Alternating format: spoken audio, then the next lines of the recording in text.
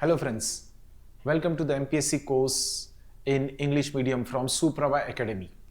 Continuing with the series about Maharashtra, the information about Maharashtra for MPSC Mains 2025, today we'll be focusing on agriculture in Maharashtra. I'll be giving you certain input, certain data which will enhance your answers and your marks will shoot up. So, something about agriculture in Maharashtra, very important part for Maharashtra's economy. Agriculture in Maharashtra is fundamentally important to Maharashtra's economy, providing contributions to GDP, employment, industrial activity, and also export earnings. So, if you look at the employment potential, the agriculture in Maharashtra, it employs 45 to 50% of the workforce in Maharashtra. That's a very high percentage. Also, if you add 13% of India's industrial workforce is absorbed by the food processing industry in Maharashtra. Mind you, the food processing industry in Maharashtra is very well advanced. We export a lot of food processing products from Maharashtra. So this is the employment generation. Now, we have literally 2,728 registered food processing units in Maharashtra. I'm just giving you the information inputs about Maharashtra which you can add to your answers. Fine. And we also have 12 dedicated food industry clusters in Maharashtra. So total we have 12 dedicated food industry clusters in Maharashtra, which makes Maharashtra a leading exporter of agricultural and food products in India. Mind you, literally if you look at Maharashtra's share in agriculture exports, it stands at 17.64%. 17.64% is a huge percentage comparing India's total exports. Total agricultural exports, we have a share of literally 1/5 to 1/6. Okay, fine. So we are a key player in export-oriented agriculture. Key products from Maharashtra being bananas, grapes, pomegranates, onions, alcoholic beverages. So these are the key products which we export.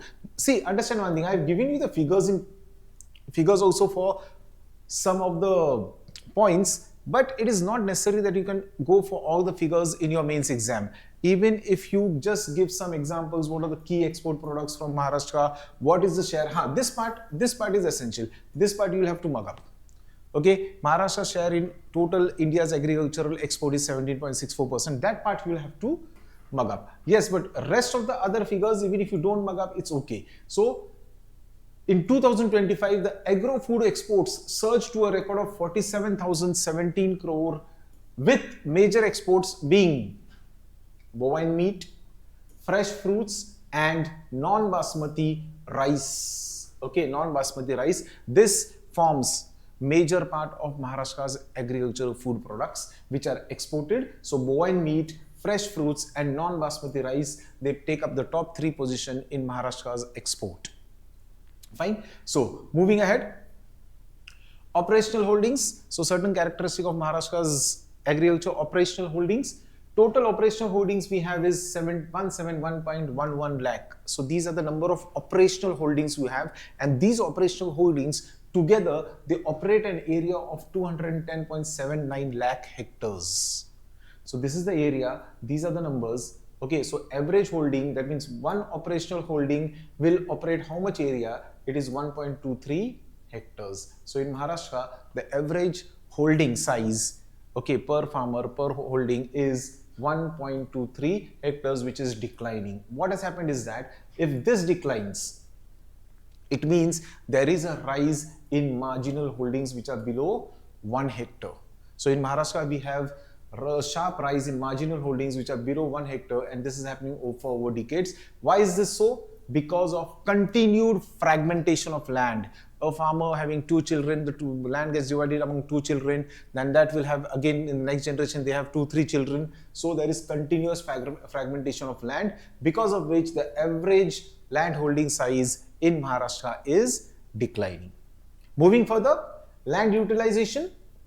So the total geographical area of Maharashtra is, this is a very much known figure, 307.58 lakh hectares. Now, of this, the gross cropped area and the net cropped area. Now, what is the difference between gross and net cropped area? Net cropped area is the actual area which is on which agriculture is practiced. Now, if you go for sowing of crops, in a single land multiple times, Kharif and Rabi both, then the gross cropped area will increase. So net cropped area is the actual land which is tilled, okay, on which agriculture is practiced, and gross cropped area will give you the multiple times that land is tilled or put to agricultural use. So if this is greater, it means a single land is put to multiple use, or it is put to use for agriculture products many times in a year rather than just using it for once for one single crop. Fine, that is the difference. So gross cropped area is 246.767 lakh hectares and net cropped area is 163.54 lakh hectares. So what this indicates is cropping intensity is high, indicating multiple cropping in several regions, and large areas remain under forest, barren land, pastures and fallows. This is another characteristic of land utilization in Maharashtra. So there is a large area which remains under forest, barren land, pastures and fallows. So you have 307.58 lakh hectares, of which only 163.54 lakh hectares is tilled. It is put to agriculture use. Why? Okay, these are certain inputs you can very well add to your answers. Since we are going for MPSC, but obvious there are going to be questions in GS as well as in geography optional pertaining to Maharashtra. Okay, yes, agriculture also provides rural stability by supporting livelihood. This is the mainstay in the rural life of Maharashtra. This sector enables value addition, infrastructure development and diversification of income streams through allied activities such as animal husbandry, dairy and fisheries. Now one thing very much advantageous to Maharashtra is that we have a huge urban area. Okay, now this urban area, it creates a demand for such products, okay, and the rural sector then diversifies to provide, to meet this demand. So that is the best part about Maharashtra. We also have a huge dynamic, vibrant urban area where the demand is very high. So this also becomes an impetus for development of agriculture, and government credit also plans regular allocate, and this part is significant. 24% of institutional credit goes to agriculture. That much part of agriculture is practiced in rural areas. So 24% of institutional credit is going into the rural areas. So the rural development and livelihood is supported by agriculture in Maharashtra. Fine. Moving ahead, another aspect of agriculture in Maharashtra. Okay, we have Kharif and Rabi sowing area. In Kharif, we have area under cereals, pulses and oilseeds have increased, but cotton and sugarcane area has slightly declined. The cotton and sugarcane area in Maharashtra is declining. Long-term trend is that there is steady improvement in total agriculture production due to improved seeds, irrigation and mechanization in Maharashtra. Mind you, mechanization is also on the up in Maharashtra. Okay, we don't have that much mechanization as we have in Punjab and Haryana, but still in Maharashtra, mechanization has also improved. So these are some of the contributing factors which are leading to improvement in total agriculture production in Maharashtra. This is just the latest figures. Okay, Kharif, the sowing is done in this much lakh hectares. Summer of 2024-25, 3.97 lakh hectares have been gone under agriculture practice. Horticulture, total horticulture area in Maharashtra is 21.7 lakh hectares. There is a slight decline from the previous year. This is 2023-24 data. Major horticulture products, yes, these are the major horticulture products in Maharashtra. You have mango, grapes, banana, pomegranate, vegetable flowers, etc. And Maharashtra is the leading state in grapes, pomegranate, mango pulp and raisins. Sangli, Nasik. Okay, so grapes, pomegranate, mango pulp and raisins, we are a leading state. This is about horticulture. Now, this is a very important figure or table taken from the Economic Survey of Maharashtra pertaining to the yield in Maharashtra. Okay, so this table from Economic Survey of Maharashtra is very important for your mains exam, but no need to go into all this data. Okay, I have analyzed certain parts for you. Okay, so kindly just have this data and this understanding. No need to go through that table. So cereal yield in Maharashtra, pulses yield in Maharashtra, oilseeds yield in Maharashtra, these are the figures. Okay, cotton yield 327 kg per hectare, sugarcane yield is 87 metric tons per hectare. Okay, now this table, the previous table highlights Maharashtra as a low cereal yield state. So when it comes to cereals, the yield is low. Okay, when it comes to cereals, the all India average is 2928, whereas Maharashtra's average is 1788. You need not produce these figures in your answers, but the analysis becomes very important. So Maharashtra, we have a low cereal yield state, but relatively we have better performance in pulses and sugarcane. So when it comes to pulses and sugarcane, we are in a better position. Fine. So this is pulses, this is all India yield. Fine. And if you look at sugarcane, we have 87. This is all India yield is 82 million tons per hectare. So now one thing, 87, but still we are lagging when it comes to the highest. In all the cases, we are lagging when it comes to the highest. So even though we have very good record as far as pulses goes, but still we are lagging when it comes to the highest yields. Okay, so all India average, we are better than the all India average, but please remember that even though we are better than the all India average, we still don't have the highest yield. So there is a scope of improvement in Maharashtra. So Maharashtra's agriculture reflects rain-dependent conditions, dominance of coarse cereals, pulses, oilseeds, and limited assured irrigation compared to the northwestern states. Fine. Okay. Continuing further, a comparison between Maharashtra and India with respect to cereals. Yes, Maharashtra is not in a comfortable position when it comes to all India average. So Maharashtra is significantly below the national average. Why? It indicates low productivity due to rain-fed farming, shallow soils, and lower fertilization irrigation intensity. So these are the reasons why the cereal production is less, productivity is less in Maharashtra than all India. Pulses, yeah, we are better, in a better position, 939 as compared to all India, 891 kg per hectare. So Maharashtra is above the national average. It confirms Maharashtra's status as a major pulses producing state, especially in tur and gram. Oilseeds, we are below the national average. It reflects the traditional low input oilseeds cultivation in dry regions. We have not gone for modern practices, and that's the reason in oilseeds we are below the national average. Cotton also we are below the national average. So despite a large cotton area state, when it comes to area, Maharashtra is one of the largest cotton area states, but productivity remains low due to rainfall variability and also pest stress.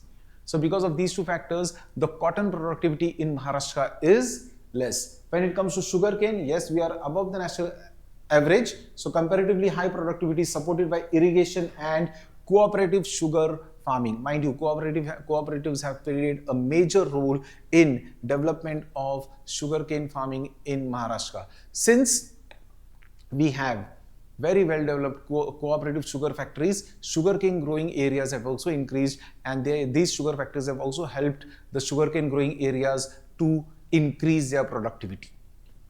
Fine. Next, cereals. So just a little bit comparison between the states. Cereals, we are lower than Punjab, Haryana, Telangana. In fact, Maharashtra is among the lowest cereal yielding states in the table. Only we are marginally better than Chhattisgarh. A very bad position. Pulses, yes, we are higher than Tamil Nadu, Rajasthan, Karnataka, Chhattisgarh, but we are lower than Gujarat. Look at the productivity of Gujarat, Madhya Pradesh. Okay, so places Maharashtra in the upper middle tier among the pulses producing state. Oilseeds, we are lower than Tamil Nadu, Gujarat, Haryana, comparable with Madhya Pradesh and Uttar Pradesh, which reflects the moderate performance with respect to oilseeds. So this is a comparison with respect to other states. Okay, cotton, yes, we are lower than sugarcane. So with respect to cotton, our productivity is very less. Gujarat, Rajasthan, we are among the lower productivity states despite large cotton acreage. Okay, highlights the area productivity paradox of Maharashtra's cotton sector. We have a huge area under cotton, but very less productivity. If the productivity increases, we will be one of the foremost states in cotton production in Maharashtra, in India.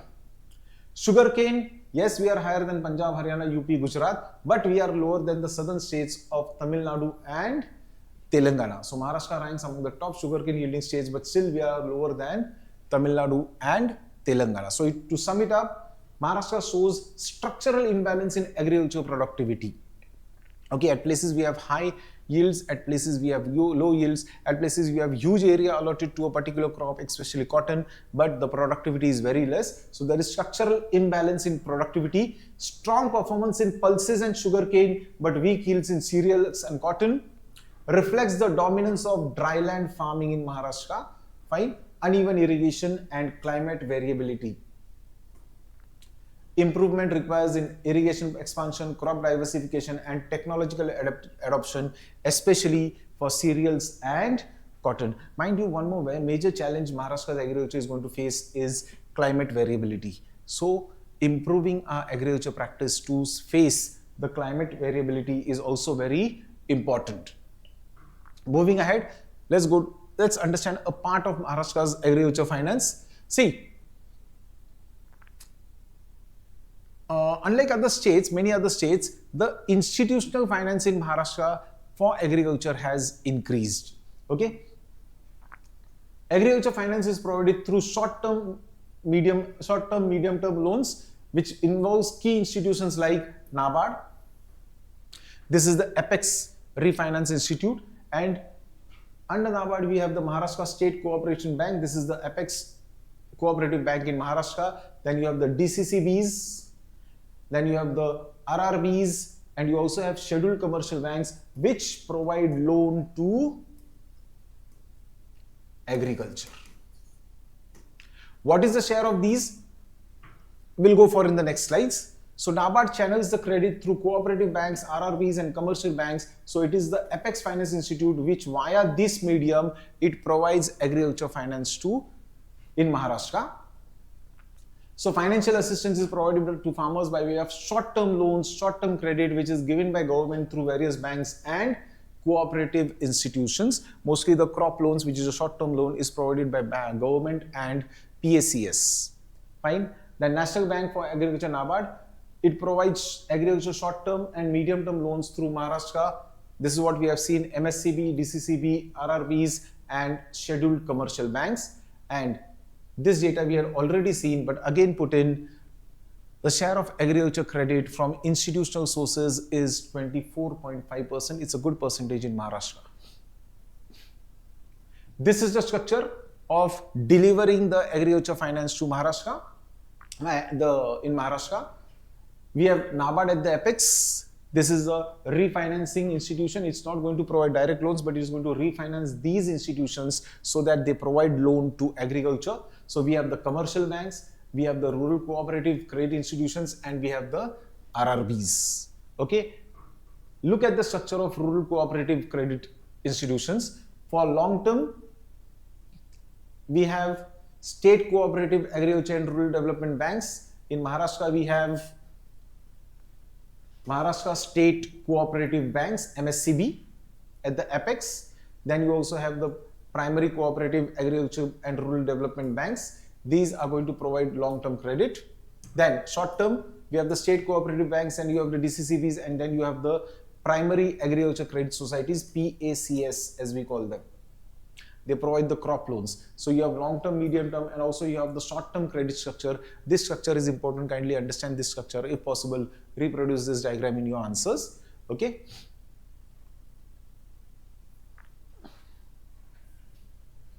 Fine. Now, just a summation, not giving much of data. What is the role of commercial banks? Okay, the role of commercial banks, if you look at it, crop loans and agriculture term loans, with respect to both, okay, the short term and also the long term loans, the share of commercial banks has increased, which highlights an increasing formalization of agriculture. It's a good sign for agriculture. Previously, what we had is that many of the crop loans were taken from non-institutional sources like the zamindars and money lenders. Now, slowly, our farmers are moving out of that, and we see a high increase of formalization of agriculture credit in Maharashtra. That's a good sign. Role of cooperative credit structures, mostly MSCB and DCCBs, the state and the district level, they are critical for small and marginal farmers and also areas with limited commercial bank presence. So where you don't have the commercial bank presence, you have MSCB and DCCB providing loans. And at the grassroots, you have the Primary Agriculture Credit Cooperative Society, PACS. These provide short-term crop loans which are very essential. Okay, they are given for the sowing season. You sow the crops. Once you harvest the crops, you have to repay the loan. So it is a short-term loan which PACS produces. So this analysis, scheduled commercial banks, they have the highest share in agriculture credit. Okay, then you also have cooperative credit structure, MSCB, that is the state level, the district level DCCBs. They are very important, critical for small and marginal farmers, and wherever you don't have the presence of commercial banks, it is MSCB and DCCB which takes care of the financial needs in Maharashtra for agriculture. And at the grassroots, mostly giving short-term crop loans, we have PACS, Primary Agriculture Credit Cooperative Societies. Fine. So this is the structure of agriculture credit in Maharashtra. Now crop loans versus agriculture term loans. See, agriculture term loans is an investment loan. Crop loan is always given as a running capital to sow, go for agriculture practices, and you harvest the crop and you pay off the loan. Okay, but since now over here you can see that the agriculture term loan in Maharashtra is increasing. It goes to show that there is a rise in capital formation in Maharashtra's agriculture. Okay, whenever you go for investment loan, long-term loan, that means the capital formation in agriculture is increasing. So this is one of the other analysis we have from the economic survey of Maharashtra. Mind you, you are going to face answers for just 10 or 15 marks in your mains exam, or even if you go for answers in geography optional, they will be for 15 or 20 marks.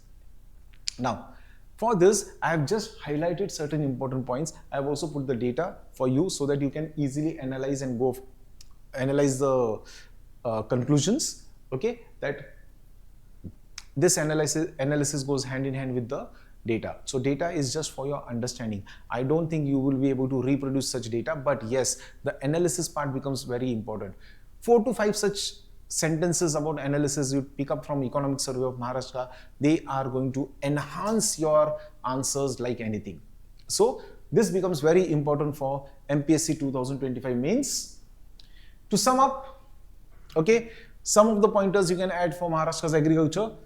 Maharashtra's rainfall was favorable, supporting Kharif and Rabi prospects in the previous years. But yes, fragmentation of land holding is one of the biggest problems Maharashtra is facing. It is the biggest structural challenge. Also, we have productivity gap. Yes, we have seen the productivity gap with respect to the cereals, okay, and cotton compared to the national average. Then solar pump installation and micro irrigation expansion it's on a very rapid scale in Maharashtra. That's also good. Then National Agriculture Market, improving market transparency. That's also happening in Maharashtra. Watershed programs significantly improve water storage and drought resilience in Maharashtra. That is also important. Agriculture credit flows, we have seen they are very strong, but they require timely delivery at the grassroots. That is very important. Timely and adequate optimum delivery is very important. Processing and horticultural offer major opportunities for value addition in agriculture in Maharashtra, and also we have to look for certain practices so that we can be prepared for the challenges of climate change.